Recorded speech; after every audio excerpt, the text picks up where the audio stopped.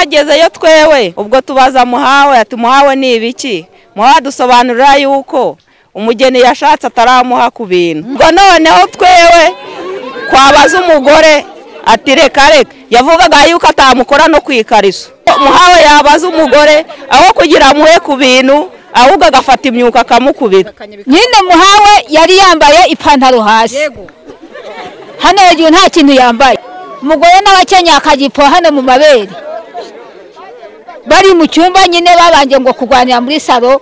Umugabo ngo amujyana mu cyumba aho kugira ngo bamuhe ibyo byamuzanye ibyo ashaka, bazana umwuko wo kumukubita. Nk'abagabo bamwe twagiye no kumviriza biranga rwose, kwamaze iminsi twumviriza biranga rwose, bararyamye ngo umunakararo ko nta kintu ntakoreho. Ibihe byiza nshuti zacu z'akadasohoka. Hano ni ku Mbuto Update News, tuhagezaho amakuru yose y'imikino, amakuru yose ya politiki, amakuru yose y'imyidagaduro, amakuru mu baturage nk'uko mumaze kubimenyera. Njyewe nitwa Pacifique rwose, ninjye munyamakuru hano ku Mbuto Update News. Murayimenyereye ko inkuru nziza, inkuru zisesenguye n'ahandi wazisanga uretse kuri channel yanyu, ku muryango wanyu. Ndizera ko rero mwese mumeze neza, ndizera ko mwese murimo muhumeka neza, kandi ndakubwiza ukuri ko niyo utameze neza ugomba kwizera ugashikama ugasaba Imana kugira ngo ejo uzabe umeze neza. Kandi niba nawe umeze neza jya umenya ko nta kintu watanze, ahubwo jya ushima Imana unafashe mugenzi wawe utameze neza kugira ngo amere neza nawe ejo azabe ashima Imana. Gakanya rero mbazaniye inkuru nyesha ikinyamakuru cya Radio Ishingiro. Ni inkuru yo mu baturage, ni inkuru yo mu karere ka Gicumbi, aho hari urugo ruvugwamo amakimbirane, urugo ruvugwamo kutumvikana hagati y'umugabo n'umugore, aho buri umwe mu bagize urugo ari umugabo ari umugore ashinza undi kudashobora inshingano z'urugo. Umugabo agashinza umugore ndetse n'umugore agashinza umugabo. Rero nibyo ngiye kubabwira aka kanya, nibyo ngiye kukubwira imva n'imvano yuko kutumvikana, mbabwire aho byaturutse byose, mbabwire umuntu ufite ikibazo ninde ari hagati y'umugabo n'umugore. Ubwo ninde ukwiye kubazwa iki kibazo, ninde wabigizemo uruhare kugira ngo hagati y'uno mugabo n'umugore ibintu bitagenda neza. Nibyo ngiye kugarukaho kano kanya. Kandi nawe niba wumva hari igitekerezo waduha, niba wumva hari inyunganizi waduha, jya muri comment, urabyemerewe. Ahangaha comment z'abantu bose turazisoma, dore ko ubusanzwe tunakunda ibitekerezo byanyu. Utanze igitekerezo biradushimisha cyane, bituma tubona ibyo tugomba kubaha, tukabona feedback abantu mufata bitewe n'inkuru tuba twabakoreye. Niyo mpamvu rero mu gihe urebye ino video ukumva hari igitekerezo waduha, ni karibu rwose muri comment. Uyu ni umuryango w'Imbuto Update News, turabakunda cyane. Ni umuryango cyaguka utegereje ko muwagura kugira ngo tubone imbaraga, ubundi tuye tubagezaho amakuru neza kandi asesenguye acukumbuye.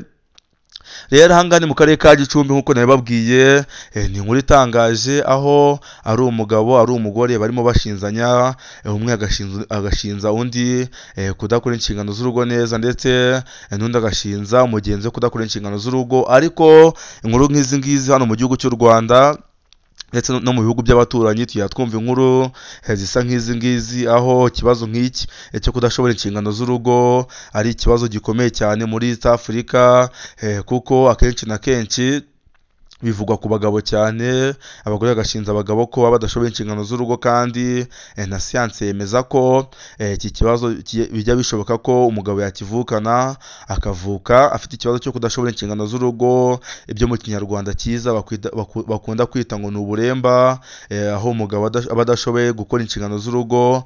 Ariko abahanga mu bya siyanse ndetse n'abantu bakuru bagira inama abagabo ko iyo udashoboye inshingano z'urugo, ikintu kiba ari cyiza ari uko wareka kuzana umugore, kuko akenshi na kenshi iyo uzanye umugore udashoboye inshingano z'urugo birangira mwiteranyije, bikarangira umuryango wanyu ujemo icyo twakwita nk'amahane, ukazamo icyo twakwita nk'amahari, bigatuma urugo rusenyuka.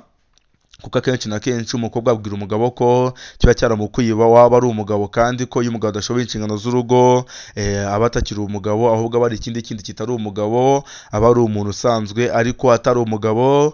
Rero hari n'izindi nkuru zagiye zisohoka, aho usanga n'abagabo bashinze abagore babo ko badashoboye cyangwa se kuko batabaha ibyo bifuza nk'abagabo, ariko ibi ngibi bikunda kwitirirwa amarozi ko nk'abakobwa barogwa byagera mu gikorwa cy'imibonano mpuzabitsina ugasanga umugabo abuze igitsina cy'umugore rwose kikabura neza neza, dore ko hari ubuhamya bwa bamwe bagiye batanga bavuga ko bajyaga mu gikorwa cy'abashakanye umwe akabura igitsina cy'undi kandi ukumva ko ari ikibazo kitari ahantu hamwe, ari ikibazo kiri ahantu hose, gusa cyo si ikibazo gikunda kugaragara ahantu henshi, ahubwo ikibazo gikunda kugaragara ni icy'umugabo uba udashoboye inshingano z'urugo. Rero muri runo rugo rwo mu karere ka Gicumbi ibi byabayeyo, aho rwose umugabo ubwe yashinzaga umugore we ko atamukorera ibyo akwiye nk'umugabo. Mwabyumvishe ko ari uwitwa Mahoro, aho uwitwa Muhawe, aho uyu Muhawe ashinze umugore we ko atamuha ibyo akwiye, dore ko akenshi na kenshi nk'abagabo baturanye n'uyu nguyu Muhawe batanze ubuhamya bavuga ko uyu Muhawe akimara gushaka bagiye kumviriza ngo bumve ko hari ikintu kigenda, dore ko umuco wo kumviriza mu cyaro ni umuco usanzwe, si mu cyaro gusa, mu Rwanda hafi ya hose ahantu bakigendera ku muco gakondo. Iyo umugabo yashatse umugore bashaka abantu b'abagabo bakajya kumviriza kugira ngo bumve ko hari ikintu umugabo ari buze kwibwira mu masaha y'ijoro. Ariko aba bagabo nk'uko mwabyumvishe mu gakuru nabatangirijeho, abagabo mwumvishe ko bo bitangiye ubuhamya ko uyu nguyu Muhawe we n'umugore we nta kintu na kimwe bajya bakora nijoro, bikaba bisobanuye ko mu rugo rwabo rwose nta kintu gikorwamo. Ariko amakuru avuye mu baturage hanze ya mikoro avuga ko umugabo ari ufite ikibazo, ariko mbere y'uko uyu Muhawe ashakana n'umugore we nta kibazo yari afite, ko ahubwo uyu nguyu Muhawe ashobora kuba hari umukobwa bakundanaga mbere y'uko ashakana n'uyu mugore we, rero nyuma akaza kuba yatandukana n'uno mukobwa, bikaza umukobwa akamubwira ko nubwo ashatse uwo mukobwa wundi mu rugo rwabo nta byishimo bizarangwamo, ko nta byishimo by'abantu bakuru, ko nta byishimo by'abashakanye bizarangwa muri runo rugo. Akaba mva n'imvano rero nyamukuru ituma uyu nguyu Muhawe adashobora inshingano z'urugo, akaba adashobora gukora ibyo yazaniye umugore we. Murabyumva ko ari inkuru itangaje. Abasenga musenge, abumva hari ubundi bufasha bafashe uyu Muhawe mubishyire muri comment muvuge ngo